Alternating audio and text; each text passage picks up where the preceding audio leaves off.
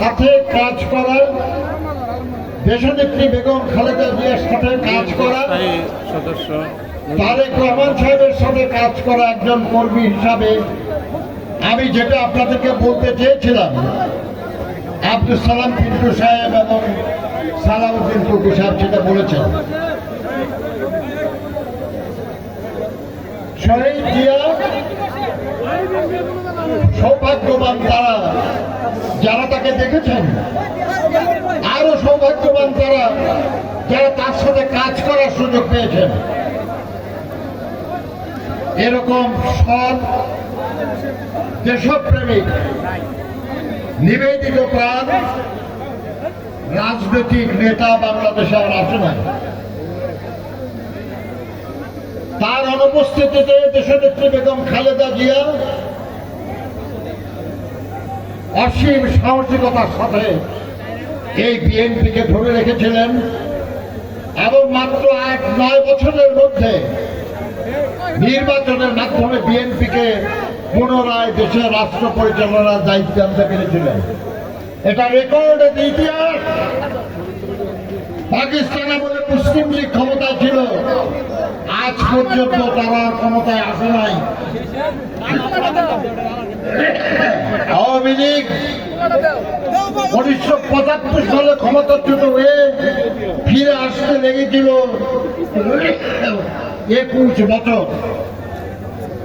সেই জায়গায় বিএনপি দেশনেত্রী বেগম খালেদা জিয়ার নেতৃত্বে 9 বছরের মধ্যে ফিরে এসেছিল।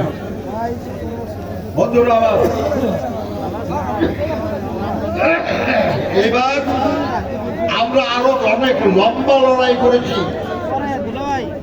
16 বছর ধরে আমরা লড়াই করেছি দেশনেত্রী বেগম খালেদা জিয়ার নেতৃত্বে, এবং যখন তাকে অন্যায়ভাবে গ্রেপ্তার করে কারাগারে আহত করা হয় তখন থেকে জনাব তারেক রহমানের নেতৃত্বে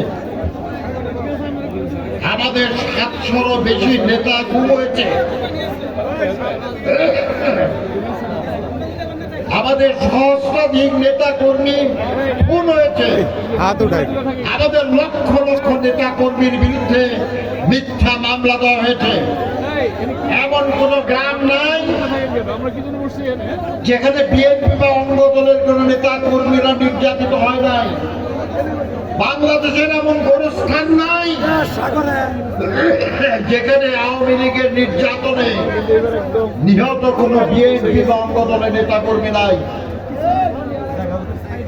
সেই বিএনপির এই লড়াইয়ের পথ ধরে গত জুলাই আগস্টের বিপ্লবের মাধ্যমে, গণঅভ্যুত্থানের মাধ্যমে যে পরিবর্তন সাধন হয়েছে, সেই পরিবর্তনে পর্যন্ত যারা জীবন দিয়েছেন তাদের সকলের প্রতি আমরা শ্রদ্ধা নিবেদন করি। আগে মুক্তিযোদ্ধা হিসেবে মহান মুক্তিযুদ্ধের বীর শহীদদের প্রতি শ্রদ্ধা জানাই, কিন্তু মুক্তিযুদ্ধের শহীদ,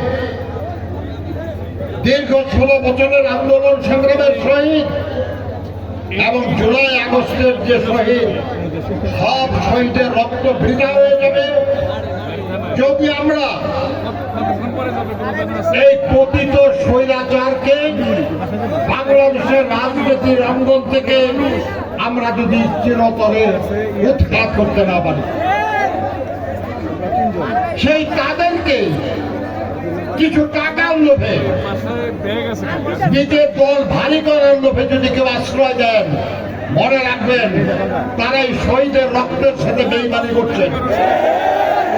কেউ আপনাদের ক্ষমা করবে না। বন্ধুরা আমার, বিএনপি সেই রাজনৈতিক দল যে বিএনপি বাংলাদেশের রাজনীতিতে নতুন নতুন সংস্কার করেছে, নতুন নতুন পরিবর্তন এনেছে, গণমুখী উন্নয়ন করেছে। বিএনপির রাজনীতি উন্নয়নের রাজনীতি, বিএনপির রাজনীতি জনগণের গণতন্ত্র প্রতিষ্ঠার রাজনীতি, বিএনপির রাজনীতি উৎপাদনের রাজনীতি। সেই বিএনপিকে সংস্কারের বিপক্ষে বলা হচ্ছে। যারা বলে আমি তাদের এই মাঠের ময়দানে দাঁড়িয়ে চ্যালেঞ্জ করছি, বিএনপি যখন সংস্কারের দাবি করেছিল তখন আপনারা তো দন্তের স উচ্চারণ করেন নাই। আপনাদের অনেক আগে বিএনপি সংস্কারের দাবি করেছে। দেশনেত্রী বেগম খালেদা জিয়ার 2015 সালের ভিশন 2030, বিএনপির 2022 সালের 27 দফা এবং 23 সালের অন্যান্য রাজনৈতিক দলের পরামর্শ করে 31 দফা সংস্কার কর্মসূচি। আজকের এই সরকার যতগুলি সংস্কারের জন্য কমিটি করেছে, যতগুলি প্রস্তাব করেছে, একটা বাইর করেন যেটার আগেই আমরা বিএনপির পক্ষ থেকে বলি নাই। আমরাই প্রথম সবার কথা বলেছি, আমরাই প্রথম ক্ষমতার ভারসাম্যের কথা বলেছি, আমরাই প্রথম আপনার বিচার বিভাগের সংস্কারের কথা বলেছি, আমরাই প্রথম জনপ্রশাসনের সংস্কারের কথা বলেছি। আমরা বিএনপি যারা দীর্ঘদিন সংস্কার করেছে এবং সংস্কারের প্রস্তাব নিয়ে কাজ করেছে, তাদেরকে সংস্কারের যারা চেষ্টা করেন তাদের কৌশল আমরা বুঝি। তারা সংস্কারের নামে নির্বাচন দেরি করাতে চান, এই ফাঁকে নিজেরা গুছায় নিতে চান, তাদের সুবিধা করতে পারে না, হবে না সেটা। বাংলাদেশের মানুষ গত 16 বছর ধরে তার ভোটের অধিকার প্রয়োগ করতে পারে নাই, তার নির্বাচিত প্রতিনিধি নিয়োগ করতে পারে নাই। তারা তার ক্ষমতা প্রয়োগ করতে চায়, কিন্তু আমরা এটাও বলি যে সেই ক্ষমতা প্রয়োগের জন্য একটা সুস্থ পরিবেশ সৃষ্টির জন্য যা যা সংস্কার দরকার সেটা এখনই করা যায় এবং তার মাধ্যমে একটা সুস্থ পরিবেশ করে জনগণের ভোটে নির্বাচিত গণতান্ত্রিক একটা সরকার প্রতিষ্ঠা, এইটাই ছিল জনগণের দাবি, এইটাই ছিল এক দফা দাবি। মনে আছে আপনাদের এক দফার কি দাবি ছিল? শেখ হাসিনার পদত্যাগ এবং নির্দলীয় নিরপেক্ষ সরকারের অধীনে নির্বাচন। একটা আদায় হয়েছে, আর একটা এখনো বাকি আছে, ওটা আদায় করার চেষ্টা করতে হবে। ওটাই এই মুহূর্তের কাজ।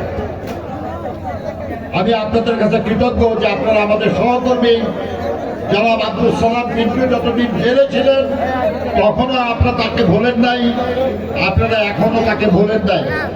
আল্লাহ আপনাদের ভালো করুন। ওরা চেয়েছিল এই 17ই আগস্ট আগামী না গত 17ই আগস্ট না গত 17ই আগস্ট আব্দুল সালাম পিন্টুর মৃত্যুদণ্ড কনফার্ম করে 21শে আগস্টে উৎসব পালন করবে। খারাপ লোকের ইচ্ছা পূরণ হয় না, ভালো মানুষের ইচ্ছা পূরণ আল্লাহ করেন। আপনাদের ইচ্ছা ছিল যে তিনি বেড়ে আছেন, আল্লাহ ওদের ইচ্ছা পূরণ করেন নাই, আপনাদের ইচ্ছা পূরণ করেছে। নিশ্চয়ই কোনো একটা ভালো উদ্দেশ্য আল্লাহর আছে।